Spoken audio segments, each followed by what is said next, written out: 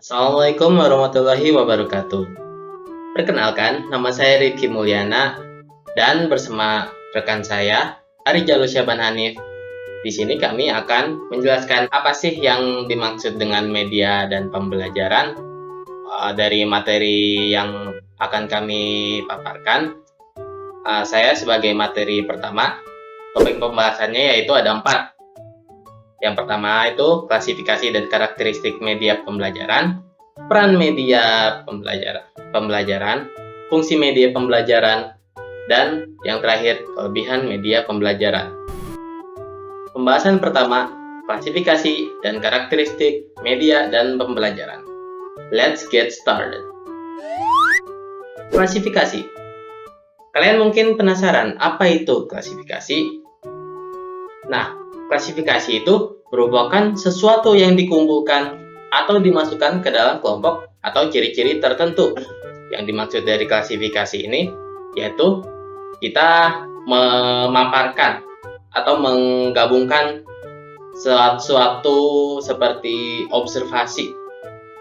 Bisa dimengerti ya? Nah, bagaimana klasifikasi itu berperan di dalam media dan pembelajaran?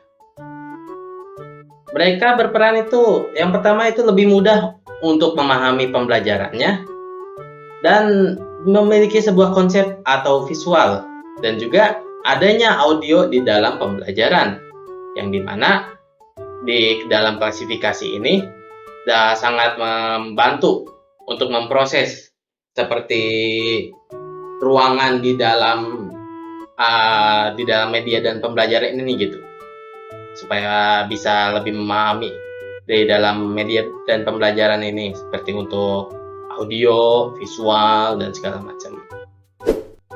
Nah, contoh klasifikasi media pembelajaran yaitu contohnya seperti membuat mind map.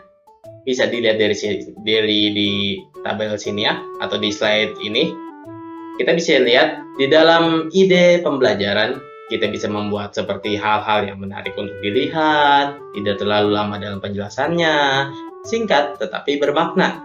Yang artinya, di dalam kalau kita ingin membuat konsep seperti ini dengan mudah, kita tidak harus seperti membuat banyak list untuk nomor 1 sampai 10 segala macam seperti itu. Tidak. Kalau kita membuat list seperti itu akan membuat para peserta didik cepat bosan dan mungkin tidak melihat atau menanggapi dari dalam mind map yang Anda buat seperti itu. Topik pembahasan yang kedua yaitu karakteristik. Nah, apa itu karakteristik di dalam media pembelajaran?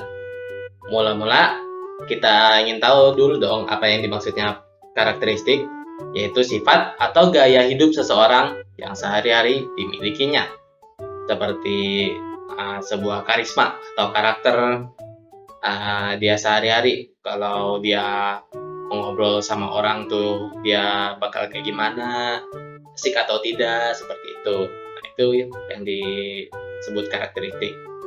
Nah, untuk bagaimana karakteristik berperan di dalam media dan pembelajaran ini, itu sangat mudah dipahami, yang artinya kita tidak hanya memberi materi dengan kemauan kita saja. Kita harus mengetahui terlebih dahulu apakah materi yang kita berikan itu menarik untuk yang lain atau dilihat.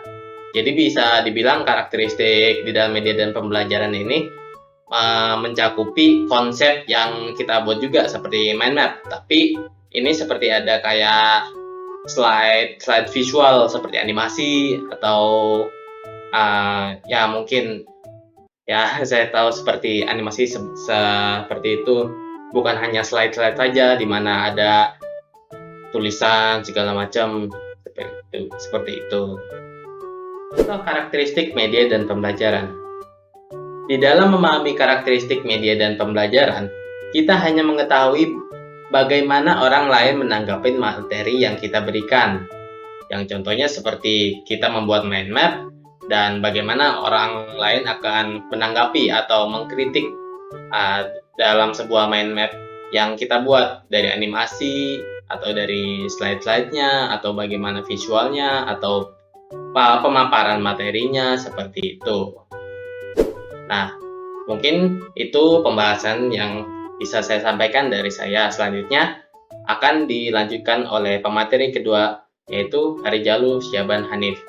Untuknya dipersilakan. Baik, terima kasih Kim Diana atas pembahasan yang pertama. Kini saya akan membahas mengenai peran media pembelajaran. Ada 5 peran mengenai media pembelajaran. Yang pertama, memperjelas penyajian materi agar tidak hanya bersifat verbal. Yang kedua, mengatasi keterbatasan ruang, waktu, dan daya indera. Yang ketiga, penggunaan media secara tepat dapat bervariasi, dapat mengatasi sifat masif anak didik. Yang keempat, menghindari kesalahpahaman terhadap objek dan konsep. Dan yang ketiga ada menghubungkan yang nyata dengan yang tidak nyata. Lalu ada 4 fungsi media pembelajaran. Yang pertama ada fungsi atensi. Fungsi atensi adalah media pembelajaran tersebut menarik dan mampu mengarahkan perhatian siswa, mampu berkonsentrasi pada pelajaran yang berkaitan dengan media tersebut.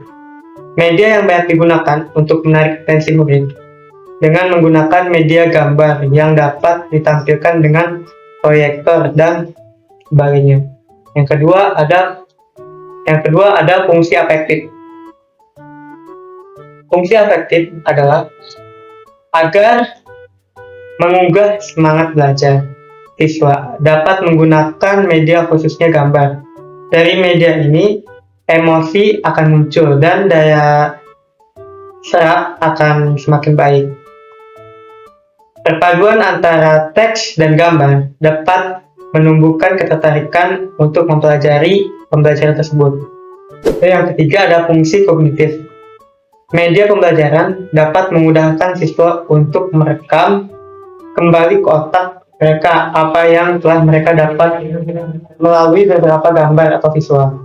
Dan dalam memahami materi, siswa akan lebih mudah dimengerti dengan menggunakan gambar daripada penggunaan teks yang banyak. Untuk itu, media pembelajaran memudahkan siswa memahami dan mengingat apa yang mereka pelajari. Yang keempat, ada fungsi kompensatoris. Artinya, mengunggah semangat belajar siswa agar dapat menggunakan media, khususnya gambar. Dari media ini, emosi siswa akan muncul dan daya serap akan semakin baik. Pembahasan terakhir ada kelebihan media pembelajaran. Pertama, memiliki kemampuan fiksatif. Artinya, dapat menangkap, menyimpan, dan menampilkan kembali suatu objek atau kejadian. Yang kedua, ada memiliki kemampuan manipulatif. Artinya, media dapat menampilkan kembali objek atau kejadian dengan berbagai macam perubahan manipulatif sesuai keperluan. Misalnya, diubah ukurannya, kecepatannya, warnanya. Dan juga pembelajaran tersebut dapat diulang-ulang penyajiannya. Terakhir, media pembelajaran memiliki kemampuan distributif. Artinya, media pembelajaran mampu menjangkau anak didik yang jumlahnya besar dalam satu kali penyajian secara serentak. Nah, sekarang kalian tahu sedikit tentang apa itu media dan pembelajaran dari pembahasan yang kita berikan. Ada tambahan dari kami, yaitu memberikan materi dengan cara media dan pembelajaran itu memang sangat menarik, tetapi tidak mudah untuk mendapatkan perhatian dari orang lain sesuai dari ekspektasi kita. Jadi, kalau misalkan kalian ingin membuat materi ke online atau membuat konten yang sebagai guru atau segala macam, jangan mengekspektasikan hal-hal yang membuat kalian bakal cepat populer. Semuanya itu butuh proses. Saya dari kelompok 1, Rifki Mulyana, bersama rekan saya Arijalu Syaban Hanif, mengundurkan diri. Kurang lebihnya mohon maaf. Bila ada kata-kata yang salah, mohon maafkan kami. Wassalamualaikum warahmatullahi wabarakatuh.